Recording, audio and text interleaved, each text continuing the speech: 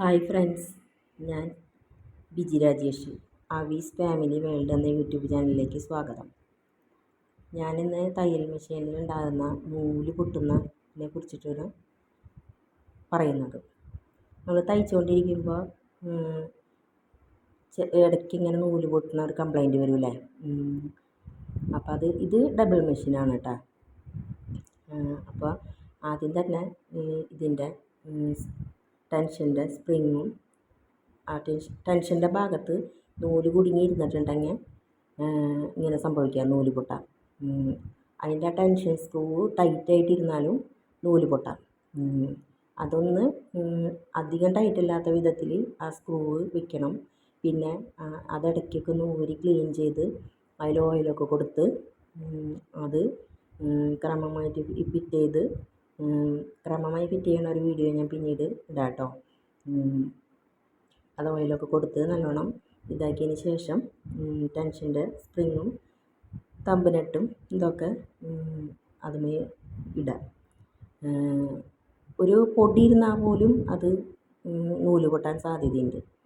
ഇനി മെഷീൻ്റെ ഹെഡ് പൊക്കിയിട്ട് അതിൻ്റെ അടിയിൽ ഷട്ടിലിൻ്റെ ഭാഗം, ഇത് ഡബിൾ മെഷീനായ കാരണം ഇത് വേറെ രീതിയിലാണ്. സിംഗിളിനാകുമ്പോൾ വേറെ തരത്തിലാണ്. ഡബിൾ മെഷീന് ഒരു സ്ക്രൂവിൽ ഒരു പോലെ ഒരു കമ്പി ഉണ്ടാവും ആ ഷട്ടിലിനോട് ചേർന്ന്.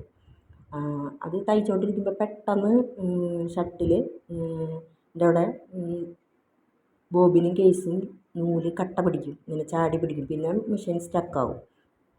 അപ്പോൾ ഇത് നമ്മൾ ഹെഡ് ഉയർത്തി, ഈ വലിയൊരു സ്ക്രൂ ഉണ്ട് അവിടെ ഷട്ടിലിൻ്റെ ആ ഭാഗത്തായിട്ട്. ഹെഡ് ഉയർത്തി കഴിഞ്ഞാൽ ഇത് ഈ സ്ക്രൂ അപ്പോൾ അതിങ്ങനെ പെട്ടെന്ന് പോരും. ആ കമ്പി പോലത്തെ സംഭവം ഇവിടെ ഊരിപ്പോരും. അത് ഊരിയെടുക്കുക. അത് മെഷീൻ്റെ പല്ലിനോട് ചേർന്നാണ് ഇരിക്കുക. അത് ഊരിയെടുക്കുമ്പോൾ ആ കുഞ്ഞ സംഭവം ഉണ്ടല്ലോ, അതിനോട് ചുറ്റി നൂല് ചിലപ്പോൾ ചുറ്റിയിരിക്കുന്നുണ്ടായിരിക്കാം. അപ്പോൾ ഇത് ഊരിയെടുത്താൽ തന്നെ അതിങ്ങനെ ഊരാൻ കിട്ടുള്ളൂ. പിന്നെ മെഷീൻ സ്റ്റക്കാവും ഇതൊന്നും എടുത്തില്ല എന്നുണ്ടെങ്കിൽ. അങ്ങനെ അത് ആ നൂലിരിക്കുന്നുണ്ടെങ്കിൽ അത് കളയുക. അങ്ങനെ അത് ഈ ഷട്ടിലിൻ്റെ ഭാഗത്ത് ഒരു ചെറിയൊരു ഷേപ്പ് ഉണ്ട്, ഒരു കുരിപ്പ് പോലെ. അതും ഈ കമ്പിയിലുള്ള കുരിപ്പും കൂടിയിട്ട് യോജിക്കത്തക്ക വിധത്തിൽ വേണം അത് ഫിറ്റ് ചെയ്യുന്നതിന്. അങ്ങനെ ഫിറ്റ് ചെയ്താലേ ഇത് ഉറച്ചിരിക്കുള്ളൂ. ഇത് വയ്ക്കുമ്പോൾ അത് പ്രത്യേകം ശ്രദ്ധിക്കണം. അത് ഫിറ്റ് ചെയ്യുമ്പോൾ ഈ സംഭവം ആ ഒരു നീണ്ടു നിൽക്കണ ചെറിയൊരു കമ്പി പോലത്തെ സംഭവം ഈ ഷട്ടിലിൻ്റെ അവിടെ ഉള്ള ആ കുനിപ്പുമ്മയ്ക്ക് യോജിച്ച് അതിൽ ക്രോസ് ചെയ്ത് നിൽക്കണം. അതിൻ്റെ ഉള്ളിലേക്കായിട്ട് നിൽക്കണം. അങ്ങനെ ഉള്ളിലേക്കായി നിന്നാൽ മാത്രമേ ഇത് തിരിയുള്ളൂ, മെഷീൻ്റെ വീല് തിരിയുള്ളൂ. അപ്പോൾ നമ്മളൊന്ന് പതുക്കെ ഒന്ന് തിരിച്ച് നോക്കാം, വീല് ഇത് വെച്ചിട്ടൊന്ന് തിരിച്ച് നോക്കാം. അപ്പോൾ ഇത് ശരിയായിട്ടുണ്ടെങ്കിൽ കറങ്ങും. അതിൻ്റെ കയ്യിൽ നിന്ന് പെട്ടെന്ന് വീണ് പോയിട്ടാണ്. അത് രണ്ട് സൈഡിൽ ഇങ്ങനെ പിടിച്ച് പ്രത്യേകം ഇതാക്കി നിർത്തണം, ടൈറ്റാക്കി നിർത്തണം. അല്ലാന്നുണ്ടെങ്കിൽ അതിങ്ങനെ ശരിക്കിരിക്കില്ല. ഇപ്പോൾ കറക്റ്റാണ്. ഇങ്ങനെ തിരിയണുണ്ടെങ്കിൽ ഇത് കറക്റ്റാണ് വെച്ചത്. അത് തിരിയണില്ലെങ്കിൽ അതവിടെ കറക്റ്റല്ല എന്നർത്ഥം. അതിലേക്ക് ആ പോയിൻറ്റിലേക്ക് വീണിട്ടില്ല എന്നർത്ഥം. ആ പോയിൻറ്റിലേക്ക് വീണ് കഴിഞ്ഞ് കഴിഞ്ഞാൽ ഇത് കറക്കുമ്പോൾ ഇത് കറങ്ങണുണ്ടെങ്കിൽ പിന്നെ സ്ക്രൂ ഇട്ട് അത് മുറുക്കുക.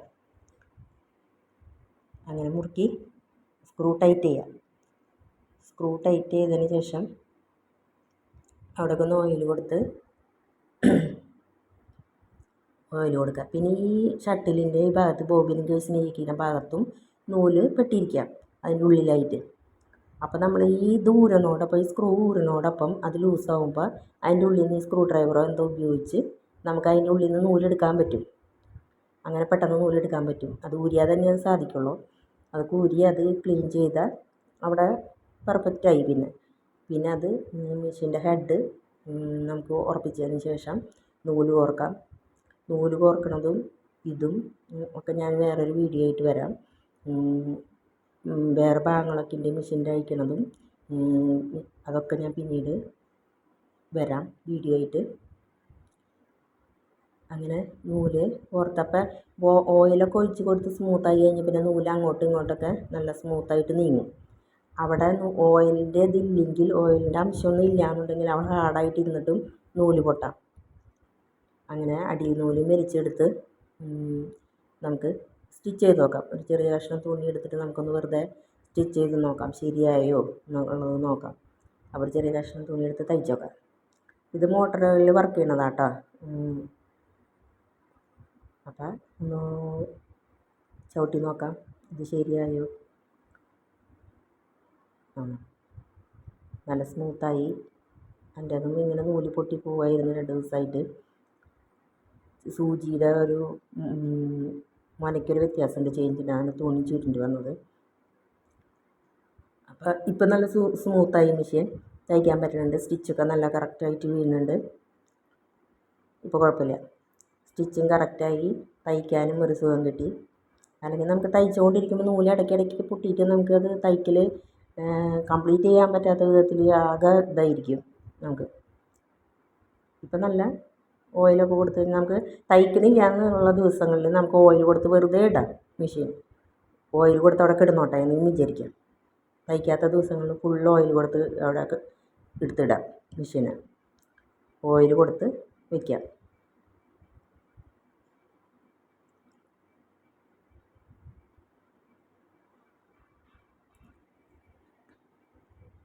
ഇനി ആ ടെൻഷൻ്റെ അവിടെയും ക്ലീനാക്കി അവിടെയും ഇവിടെയായിരുന്നു നമുക്ക് മെയിനായിട്ട് പ്രശ്നങ്ങൾ വരുള്ളൂ മിക്കവാറും.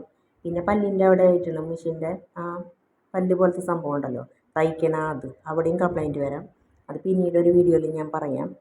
ഇത് ആ ടെൻഷൻ്റെ അവിടെയും ഈ അടിഭാഗവും ക്ലിയർ ആയി കഴിഞ്ഞാൽ പിന്നെ ഏകദേശം നമുക്ക് കുഴപ്പമില്ലാണ്ട് തയ്ക്കാനൊക്കെ ആയിട്ട് പറ്റും.